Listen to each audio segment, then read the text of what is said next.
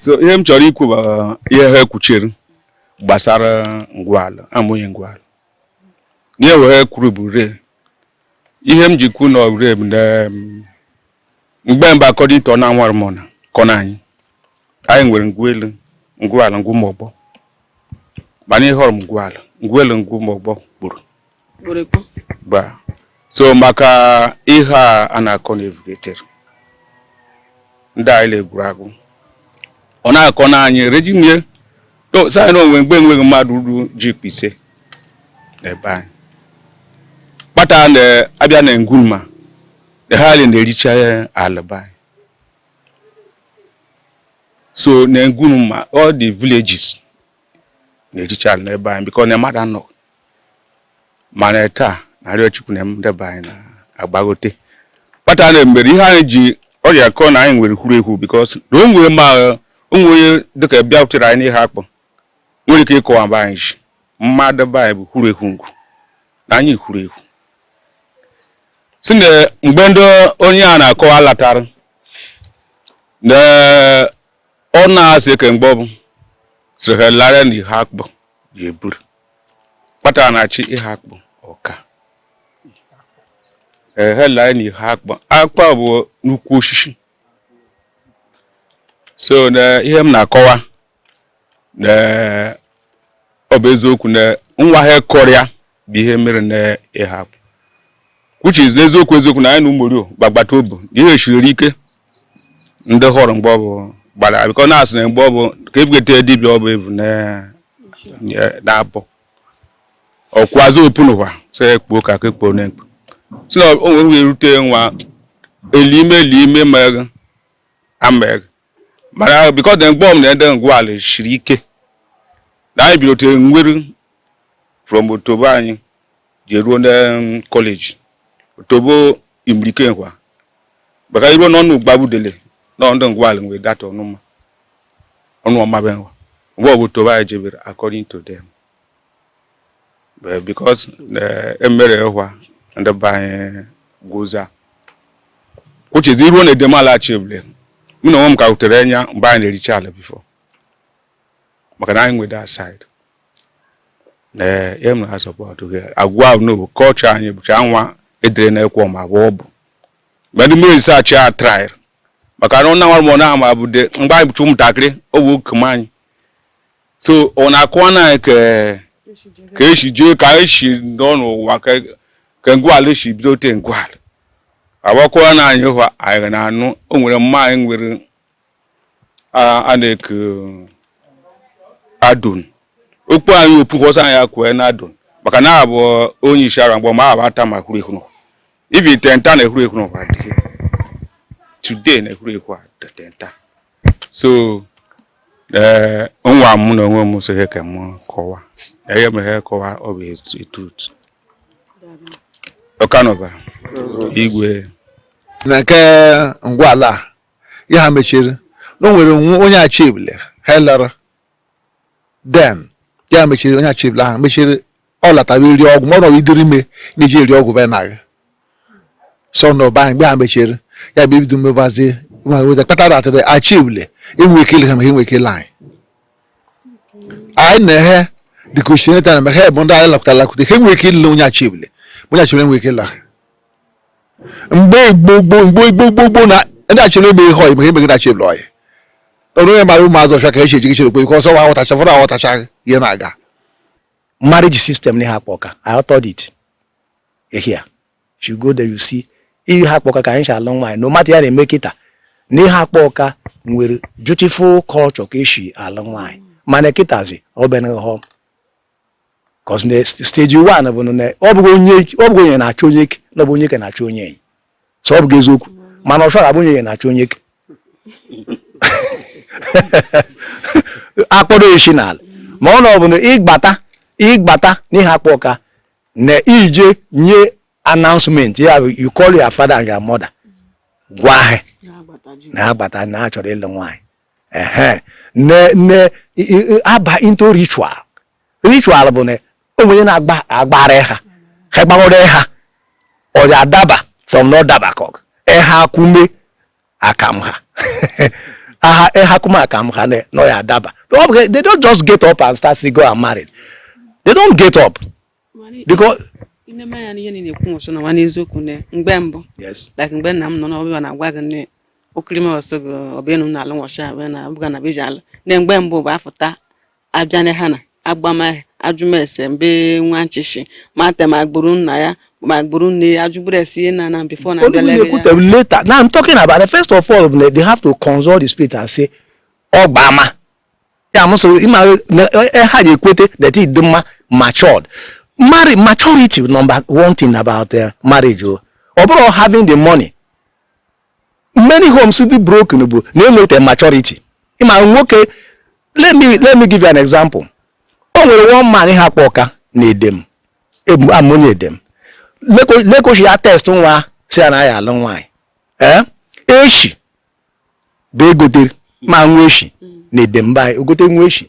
Atamodo. Then Opatarenya. Vuriri. Vuriri dobe mbeshu managata. Then eshi je kodo mekonu wushe ni no. Wanu wa wolori pa je gba. Ose anigbala wale lo yin. You see the exam we say it. Look at the exam. And she ahovuko yere ma lata we test anwa. See because even a patience had like. He has tested his patience. Yeah, you may take a before they ask Igba na abazi into him in investigation. They now say lineage inoma gonna be mara. Obundu na egbu madu. Obundu na ezoshi because the genetics is there whether you like it or not. Genetics no him bono. Ilito onye na agbu na ezoshi o nwere meketa amụtadị oshi. Onye dị eme ka amụtadị oshi. Kama ọ dị ga-ezu oshi ma ọ bata oworo okwu kpara ekpara aka. Yes, because onye satisfaction. The urge bia we call in English we call them kleptomania. That's what we call it. Kleptomania. Yeah, one as suffer because no game make no nwete onwe. Okuna mana o mere onwe. So they go into the investigation. Hey, me tell like that see. He chotazia imana na eze agburu mmadụ ize. Nna ga agburu mmadụ. Yo ba agburu wa na ekwu. Imaga afi do take koronda because they have progress, the good, all these things be an is a stage. Mgbe emesere ya was no abo adma show no ado asisi ajumes. Si ajumes na heje. E woroji. Bas ụzọ ọd. Ya beje ko je ku. Ụzọ ọd. Ya ba na ekwu na abịa ka mara m ụzọ ọd. Ọ bụrụ na onwe onye na-ekwu na ya le na asị go n'ụzọ ọd. So that is how in fact on a stage Sato. Yes. Before I conclude because ne ọ na asị go n'ụzọ ọd. Ni chọrọ ya na asa ahụta. Ma ahụta ya bụ somebody known to the two families and must be acceptable between the two families. You don't better mo sha aboshi kado. Alanda. Onye wa landa oje wetoro obukpa fun obi ara onye ngbaneka. That is you don't know obukpa. You don't know onwege anything you matter about the person. And ikume onobo so no ka aka woje kujimi. That's why you have broken homes. You have kichi gbosa. The many marriages now because these things are no longer done. It is here what have been documented. Do you get it? So all the arms Igwe eka in fact we know at the right time because whatever you want to extract about it, anybody now anything outside this is dilution. Or dilution because Ekwonma took us good 5 years to to complete the research. Because case you did the but topic you start researching into it. So many authors. No, as I told you, marriage system. So the most new outside what is here is just dilution. No so Igwe. There one.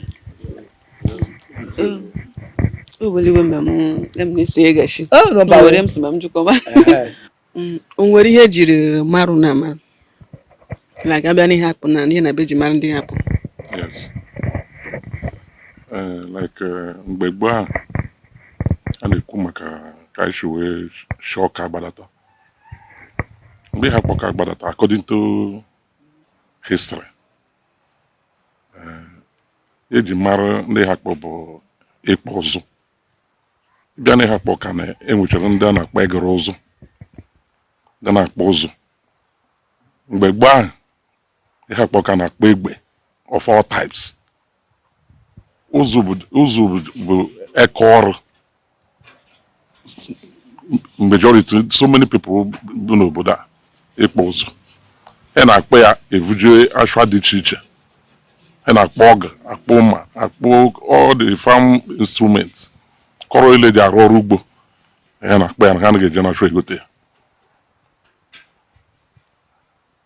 Ndị obodo ọzọ na-abịa ego ala atụmgbere ebe a dịka asị na ọ bụ the production site for blacksmithing. So ma ije n'ọka ahụ anyị si kpalite na ihe eji mara ọka bụ ịkpọ ụzụ ka ịhụ the cultural similarity. Onweghị mgbe a lụrụ civil war, according to history, na almost ihe ile Biafra ji ya lụ ọgụ bụ ndị Igbo ji aka ha produce and majority of it si na ọka. Egbe ile use onye na-asị gị ọka made. Anyị na-anụ ogbunigwe ma ihe ile ọ bụ scales. Akọnuche she from that ọka e transfer to others. And we use it as a tool and a weapon. Eji mara ha. Help their export. So ọka na ọbara migrate from that place. No jiri that scales ya agbalite ya lata nwabe. Settle ha ebido nwabe. Akakutego m anya n'Umorio. Nwere mgbe a na-akpọ egere ụzụ n'Umorio. Iruo n'Umorio, iruo ebe ahụ,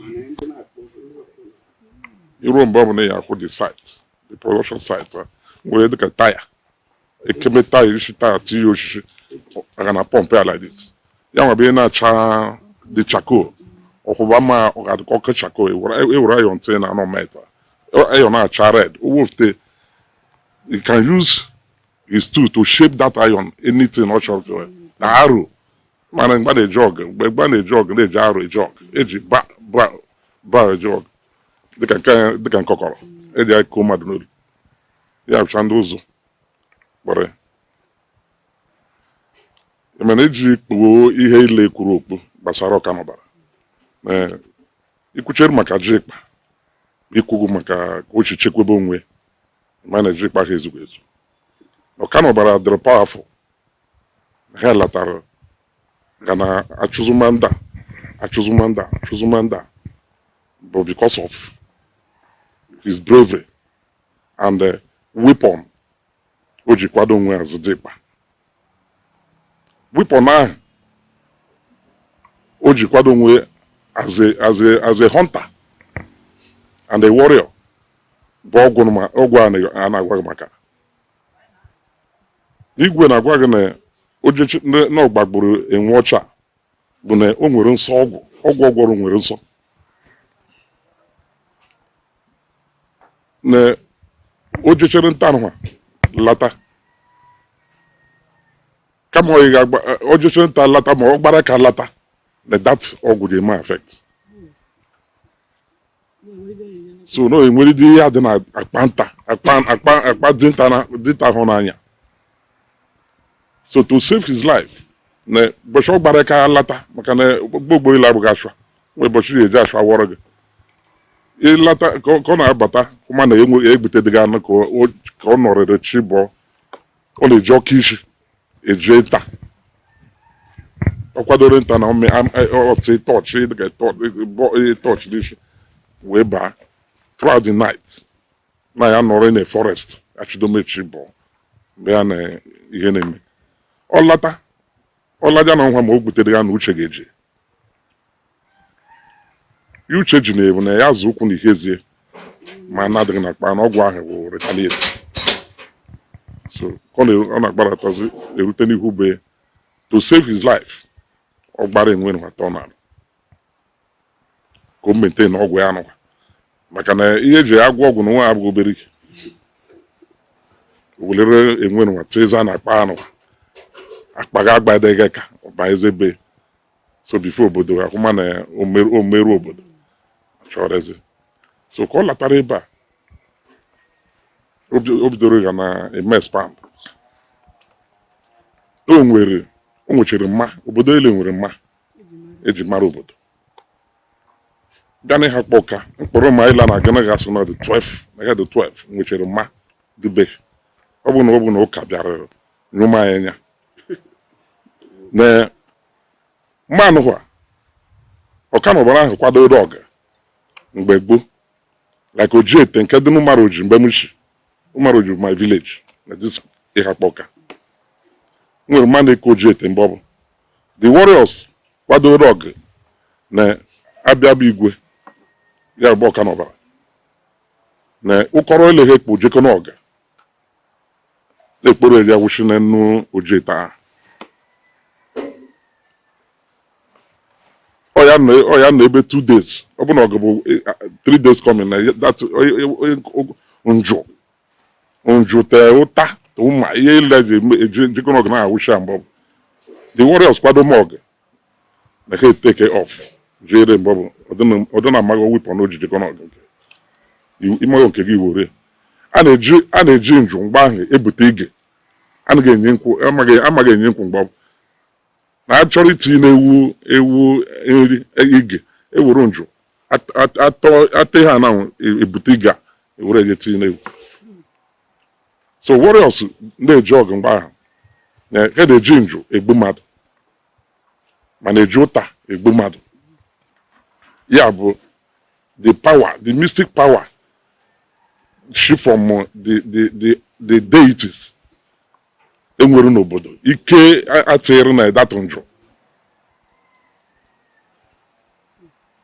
ejechere ọgụ na ha na-enwe victory ejechere ọgụ lata na ejeje agwa na ha ejechere ma ha lata na ha not successful mana ịbịa na most of those deities esonye mma because of ụka ịbịa na obodo a ebe abacha ebile Iheakpu Awka nwere mmanụ ike igbo lem n'anya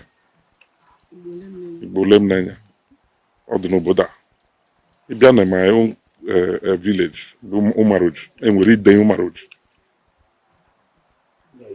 na eya ya bụ oke manụ na my village ịbịa na edem enwere ododo edembe village this community ịbịa na Ụmụjaba na enwere eze akpọ ya bụ the overall isi maile dị na Iheakpu Awka bụ eze akpọ ịbịa na Orike na-enwere aja Orike a na-evi akpọ ya nke a ngwakọgo na ụbọchị anyị na ihe na-eme interview na Amala a na-evi eji akpọ before mmadụ mme ihe obodo merụ obodo na maọbụ mme ihe gbara obodo garị na-ezuru ochi ma ọ na mmadụ dịka na-egburu mmadụ ma ama ka o chiri emegete enwere ike a na-eji evute kpọ onye dị corporate apịa kwere ka na ọbịa ya mere ụfọdụ ndị ga-ekweghị ka na enwere stipulated days a na-enye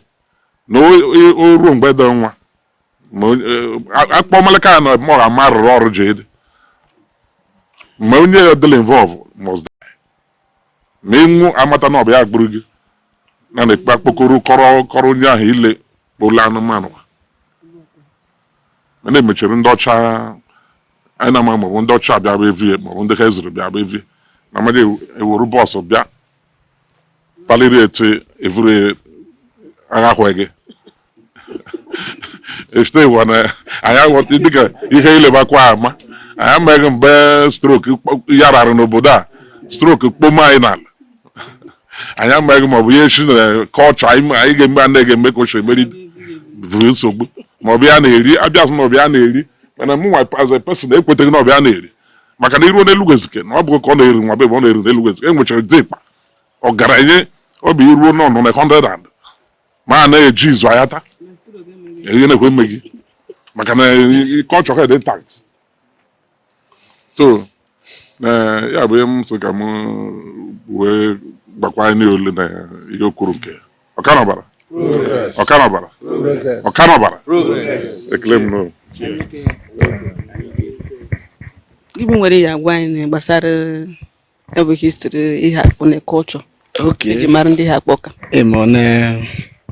Ihe m na-akọ ihe akọrọ m because looking at my age history balance na transfer ọ bụ na akọmanụ gị irekọda so mgbe na-ekwu ebe anyụike ichie anyụike na-akọwa maka akpara mmadụ chabai nne m na mbụ onye oruk mebia na Iheakpu Awka na nwere mma na-eke aja oruk so ya bụ aja oruk na ekechiri akọnụ m na ọ bụ ma gbagotere nke ta m na gị na-ekwu na ata m ube ihu na Owerri anaghị ahụ ya ata m aja oruk n'anya ya bụ ihe kọnụ m ma ọ na-ata m aja ya bụ aja oruk sara ube ihu na Owerri ka ha siri akọ na ọ bụrụ na ata m ube were anya ahụ m aja oruk ya bụ ata ma aja oruk n'anya na ọ survive ka ọ gị mee hes na-akọwa na mgbe gboo m na ube nwere mgbe ọ chọrọ ije nọ na-abịa agụ aja oruk na ejeko so na ya bụ aja oruk ka anyị kechiri ya ekwu nete nwụcha m na-ekwu nye anaghị egbere ishu mbọ m ndị atama ya anọghị ma ndị ụkwụ ya anọghị ọ na-enwe ya na-eke akara ma ọ bụrụ na o nwere ka atama n'ọba akara bụ ya bụ ihe na-adị nchaji Iheakpu Awka nwere ọnwa ịsa a na-eme ma ya bụ aja na onwe nke a na-eke ọnwa ịsa aja ọ bụ mbọchị a na-eme nke Iheakpu Awka bụ ihe na-eme mee ka ụsha eme dị na egbe mbụ na ọ bụrụ na o nwere ihe imere ma kpọrọ gị aja oruk ma ikwe dịghị ka akpọ gị ma na ọ bụrụ na ịnwụ n'ihe yi lekpelite mbọ ịgbada na bai oruk na nwere mgbe anyị na-eke shushu aja enwesha nọd ipioro n'ime shushu aja na ahụ old motorcycle bicycle ọ ka dị mbọ m nọ n'ipio n'ime ime saachị ọfụma mana ọ dị m ka eji weta edu to civilization ama m ka ha eji a na-ege ekpolite ihe haf mgbe anyị deja na nwere nke ọ na-abịa ịchọrọ ịkpa njela ma ọ na-ede shusha ị nwere ike opipio freely a na-akpa nkụ a na-eme everything nke ọ bụ akpakọ njela nta kpakute okpokorishi ikpa ma ịhụ ma basikoro karị nka a na-akọ na anyị na ọ bụ ihe ekpoliteko ndị mmadụ ekpoliteko mbọ m ma onye ebe ata ma aja nwụ nọ n'ime shusha aja aba na-eli ọ bụ na ọrụrụ mansion na a ga-elie n'ebe na mbọ mbe evuleke ọ dị ka site mgbata na-akakwute ome ma ata ma na nwụrụ enya ata ma ebo ma bụ na mbọ mbụ eliri ya bụ atam so na ihe gbasatara omenala be anyị na ihe ji mara ndị be anyị ya bụ njirimara na osiri ike na asị na ọ bụrụ ka ichie eze hichi osiri ekwu n'aka ọrụ a na-alakọ nta mana ọ bụrụ Iheakpu Awka na-enwere njirimara anyị ma ha bụ ihe ya ngwa anyị na-akọwacha so na ya osiri ike ọ bụghị aja na vileji ile nwere nke eji mara ha vileji ile na anyị na-asụ n'ala ka anyị na-eji ihe bụ ọzọ na adaftaghị ekele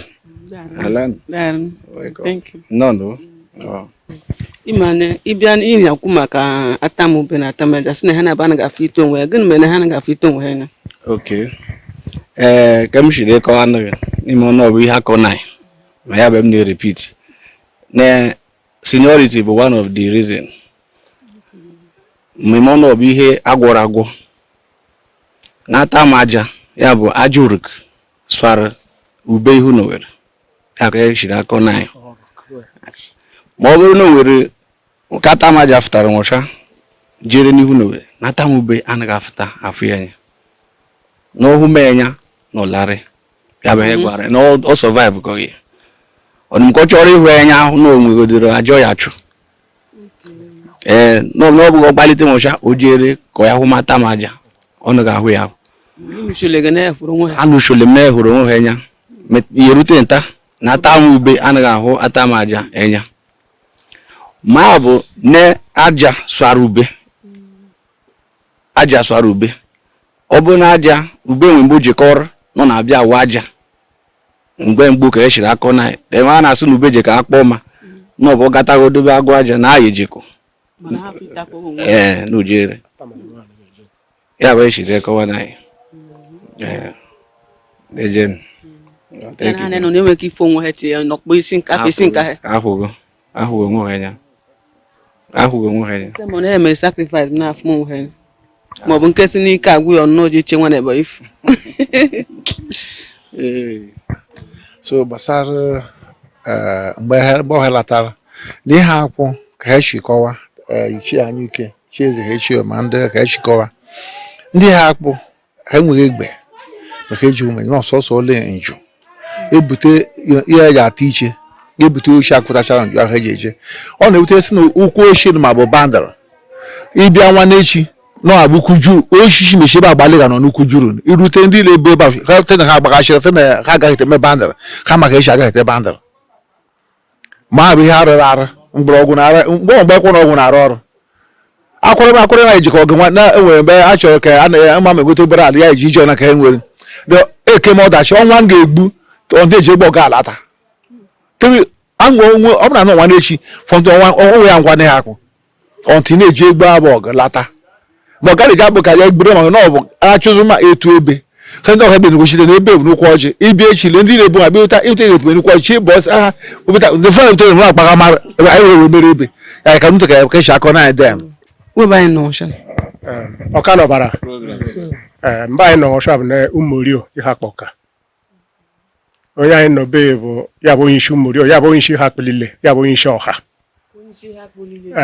be ebe a na-abịa izu mana ọ bụ n'ime ebe ọ bụ na o nwere mgbe anyị nwere ụlọ ama so ma ebe mgbe o bebu onye isi Iheakpu Lile swashiri ha lile ọ bụ ya bụ onye isi ahụ kwuru maka ya bụ onye isi ọha abịa na Ngwu ọ bụ be ebe a na-abịa izu ndị onye isi ka Iheakpu Lile ha bụ n'ebe ebe a na-abịa izu te ndị ama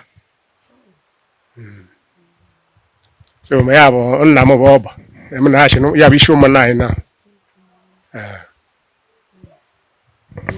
nwunye ebe nọ na o bu n'ọkọ ha bụ onye nne ya bụ nwunye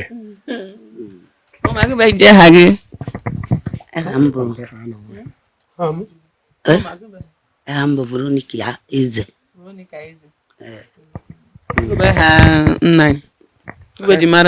Ha nna anyị bụ Chikuma nwanyị ọgụ Igbo oke ya bụ Peter nwanyị ọgụ nwụchwa ka o chiri ji abụ nwe ya bụ onye isi Ọka n'ọbara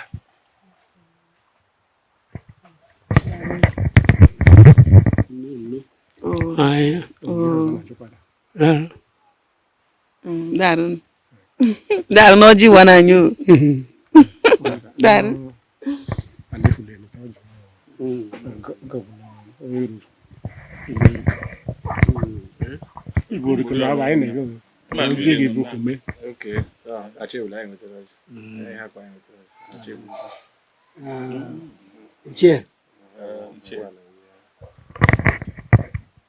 Iche mwenye bado kubem Adam mmadụ na-eje ndị bịara be anyị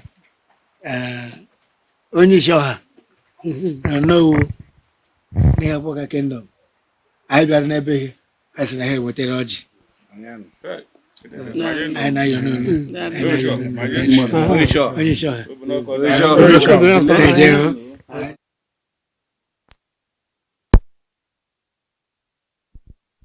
ekpere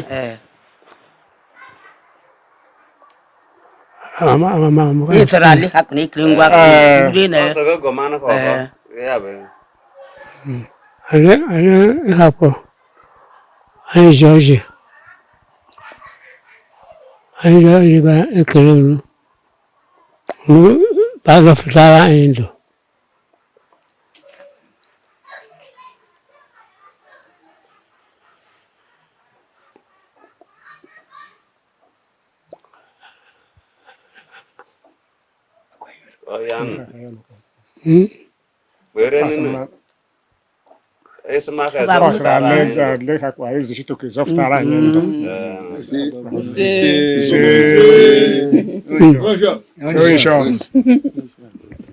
Nna m onye isi idaganu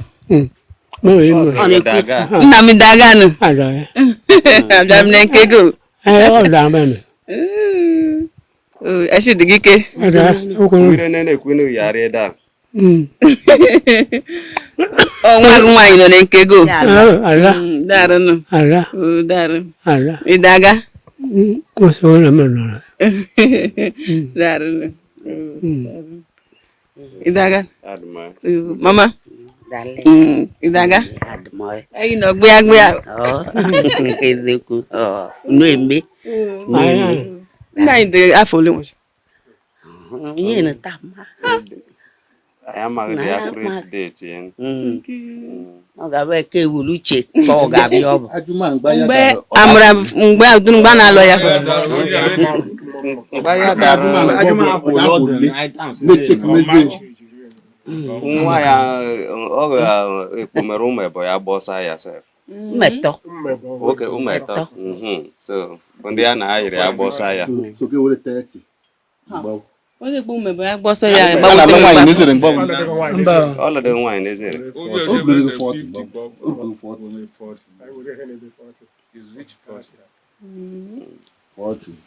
mana onwego n'ugo ọ na-akọ n'akọ ga-eshi goshi jegeko mgbe ọmụtali. Ya ọ dependere ụdị akụkọ na ọ na-oke. Gịbị mara ya akọ na ọkọgo ọmanụ gị akọ na like na based on ihe gbasara ha na nọ n'iburu nta Iheakpu Awka na. Okay.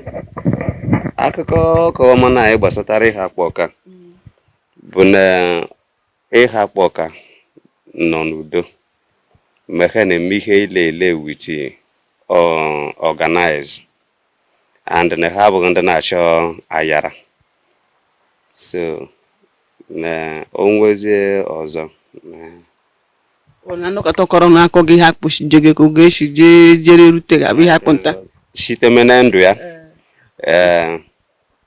mama o gịbụ ọ na-akọ ịmara gị bụ ebu nwunye na onwebe anọ ma join ya na-akọ nwunye ya akụkọ ga-eji gị kokọta lili Ọ na-akọ ọ bụghị onye njem.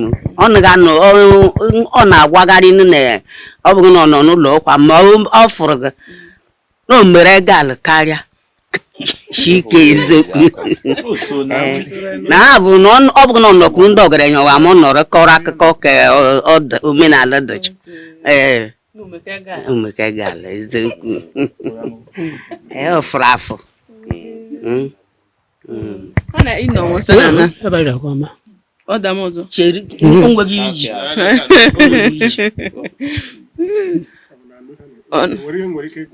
nwere ike gwa m nna m na nọ m be ego na-abịa m bụ be ego ya afọ onye isi nna m onye isi obodo Amara mena sobun. Ashe me. Ashe me kana. Amara ma mami kwa. ya bụ esi nka Ma uku. kuna na imo gana fogo fogo ndon ana azo kuku. Ndon Anya. oh Anya. Asma. okay anya na ba no mo nyere go sogo okay nyogo ma ba shinka anyị na nwaanyị bịara bịa eri shinka anyị ji eri shinka anyị anyị na-eri shinka anyị ji eri shinka ka mama eme na tumlanu abukwa omume bana umane kambulia Nam. Good afternoon, sir. Good afternoon. Idagan. Admo.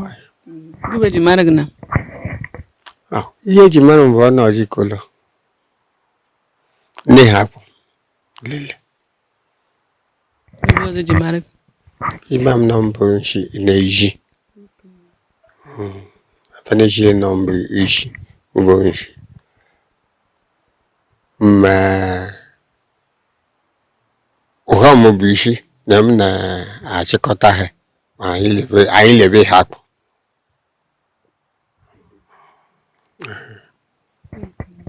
Gịbị nwere ya kwa na gbasara Iheakpu.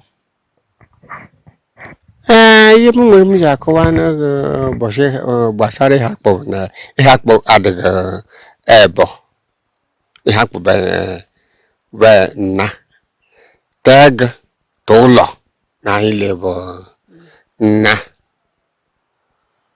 na-ahụ m nkewe dị n'ime anyị. ndị ọzọ na-ehechi bụ ndị Iheakpu bụ mgbe ọzọ bụ abịa na ka ọ dị ndị bụbu mba ọzọ mere maọbụ dịka ndị ega n'ọbụ n'akụkọ akọghọ n'okwuru ndị be anyị bụ na ugbo bụ Yoruba na-eke ụfọdụ na-abịa na blọd ahụ oge ụfọdụ n'ọbụ na ọ bụrụ anyị bụrụ nọ n'ụlọ egota ụlọ na anyị na-emekọta ma ọ bụla ege ndị ọzọ ọ bụ n'ogote onye kwu obodo oyibo ikete ọ bụ na-enwe aga ọ na akwụ m ndị ọzọ bụ na bọda adịghị na ọbụ ọgwọrọ ọkwabụrụ ọ bụ na nwere ihe a na-eme ka ịkwabụrụ bịa kwabụrụ la na-ahụla ahụ m ụdị ndị Iheakpu bụrụ nọ n'ushi akụkọ ọkọnụ mọdụ nụrụ ka ọ bụ mana oge ụfọdụ ha na-abịa na blọd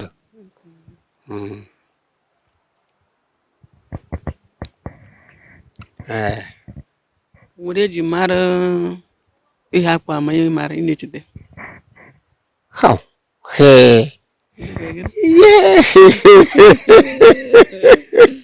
ihe ji mara Iheakpu bụ na Iheakpu na-adị n'udo ya bụ mbụ eji mara Iheakpu na-abịa na onweta ihe ndị oyibo na-eweta nwa na Iheakpu na-abịa eleta Iheakpu anya ọfụma ma ọ na dị na otu right from 1997 mgbe ọbụla m bidoro town council ITDC Iheakpu ka town development council ya bụ mgbe ọbụla arịka ọgbụta iyi tere ileta ire ọchịchị nke anyị ihe eweta na ebe na anyị dị n'udo na anyị sị na ọ bụ mgbe akpụkọ nzu enya ndị ụza mgbe akpụkọ bụ nzu blasmiti kakwutara ya mgbe ha kweleta onye na-aṅụrụ ya n'ukwube onye ya pati kwụ ụgwọ ọ ṅụrụ ya n'ukwube ama m kakwutere ya anya kakwute ha ọ bụ na akpọdọ m ụzọ mba ahụ adị m n'ọtọ kpọrọ akpọdọ m ụzọ n'ime ihe m rụrụ m kapịnta right from 1965 jerute ọsụ mgbarịta ya na-enyitu mmiri na madagata awa ndagata ndị ụmụmụmụ ọ bụrụ lakwuola na ọ na-eru nọ mgbe enyi kwerele ka m chụta ego mmadụ bụ agbagharị enyi m ọzọ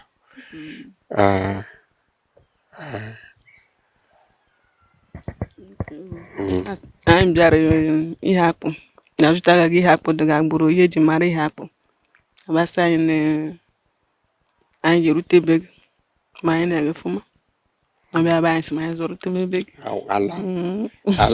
anyị na-ekele gị si anabata anyị ala na ọba ya na ihe onye ọzọ ga-emere enweghịtara m mmadụ ya amị anụ m ọjị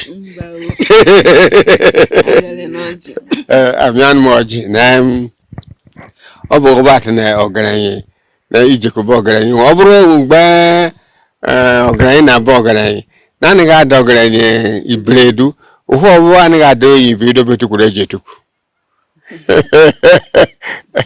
ọ bụ na ọba a na-eme ihe emume mere aga omememe bụ na omememe na ọkụkọ anyị akwụla anyị wori alan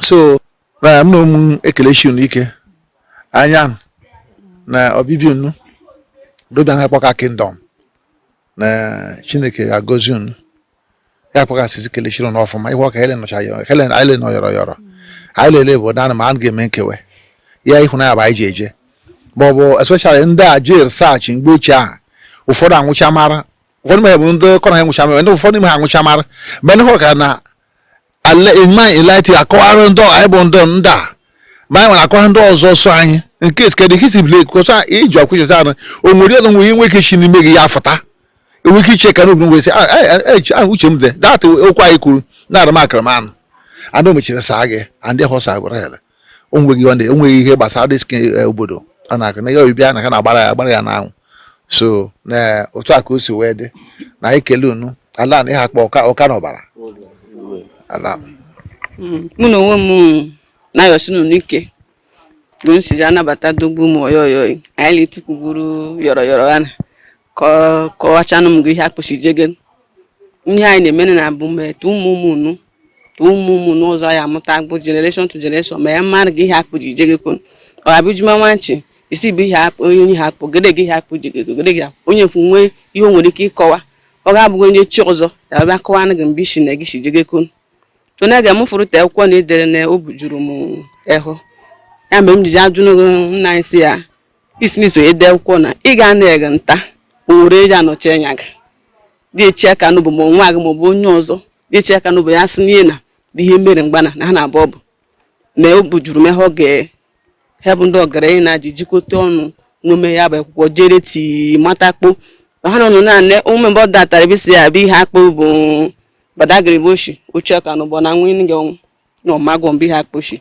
magi hele gbasara so na obu juru me ho gunchi anabata do ya kwa do ya bihi no bi ji kpokoto odogo ọnụ anọ nọ na onye Iheakpu Obolo na fumo onye Iheakpu mbe na na no mmanụ nwa na-achị ọ bụrụ change họrọ na ka jere na gị ba adam m na gị nwanne m chi ọ bụ na echechi be he no ihe eji emene na bi jikoto nwa ọnụ m dochire onye n'obodo ebe fuma nwanne bụ ya ishiwen na-abụ onye Iheakpu sa adori Iheakpu Awka na-abụ onye Iheakpu Obolo agụ bụkwa nwanne ose ebido mehom ọ bụrụ nwere ihe eji eme ọmar na ọgbani ụka na nwanne Igbo ọgwụkwa he so na mayoshinu n'ike asụ nu darụ okwu atụchara ọhalili tansas darụ.